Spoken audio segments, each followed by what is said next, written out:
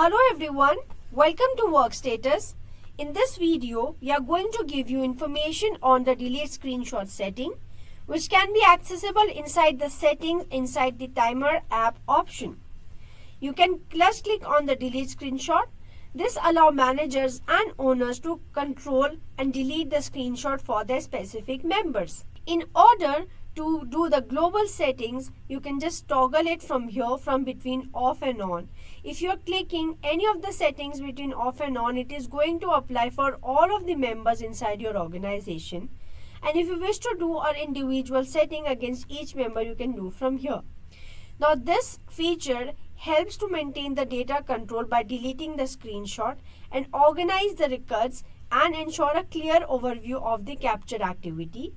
Now this settings impact can be seen under the activity section in screenshot screen.